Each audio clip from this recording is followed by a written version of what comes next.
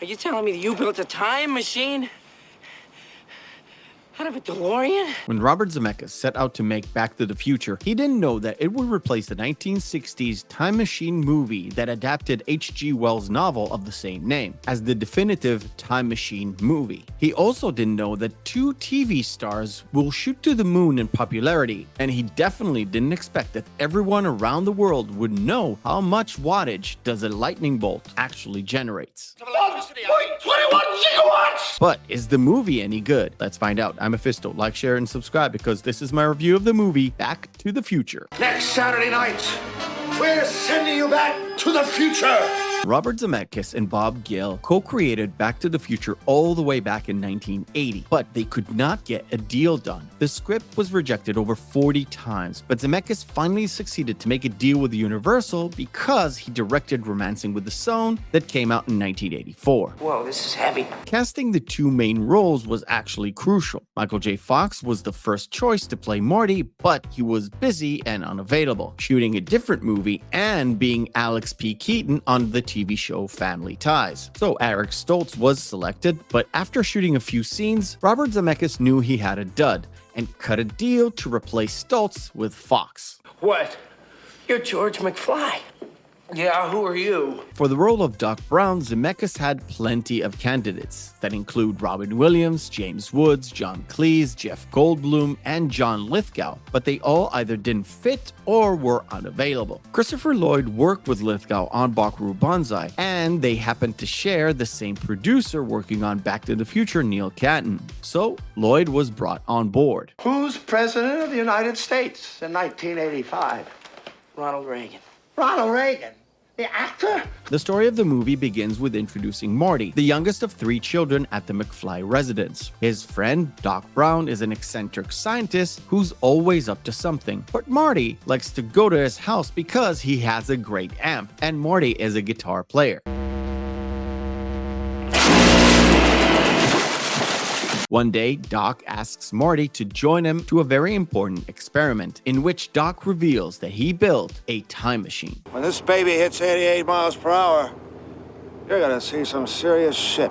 Sadly, in order to power this machine, Doc made a shady deal, and at the night of the experiment, that shady deal came back to bite and caused Marty to run for his life, but in the process, activate the time machine and send himself 30 years in the past with no way of coming back. Safe and sound now, back in good old 1955. 1955? For that, he'll need to come up with a plan to reunite with the young Doc Brown and return to the present day and try not to screw up with the existing timeline. His head's gone. It's like it's been erased. Erased from existence.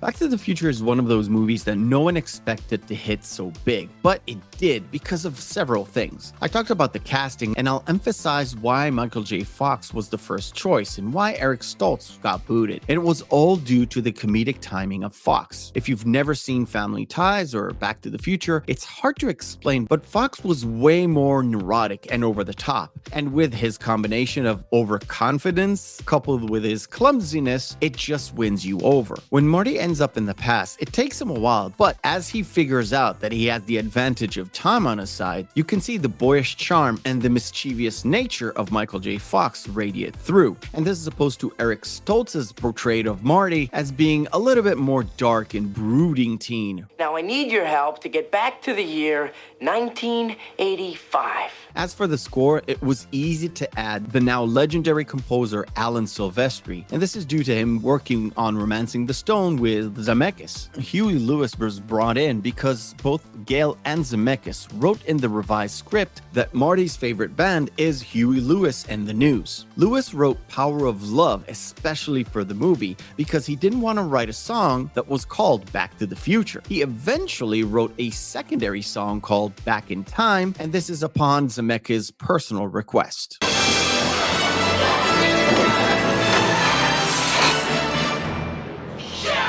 In my intro, I mentioned H.G. Wells and the iconic story of the time machine. Up until Back to the Future, it was the most iconic time-traveling story. But Back to the Future put forth a scientific theory that would later be replicated in other movies and even TV shows. Essentially, it was the butterfly effect theory with minor changes in order to have some sort of a timer and not an automatic cause and effect, and this is in order to heighten up the drama in the movie itself. This is what makes time travel possible.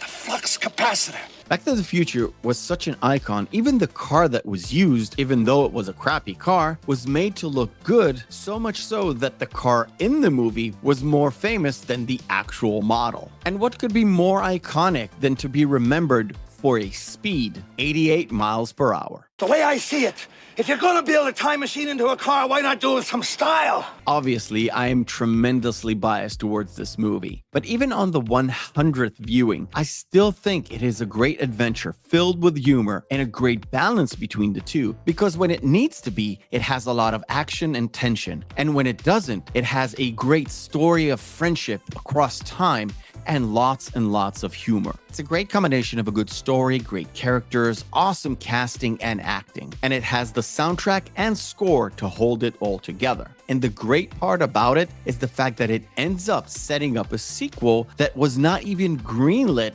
while the movie was being made, which is a bold move, Cotton. And indeed, it did spawn not one, but 2 sequels. But I'll talk about those at a later date. For now, I will highly recommend you grab your best friend or spouse, or even if you're an old fogey like me, grab your kids and watch this movie and open their eyes to this fun adventure. You've got to come back with me.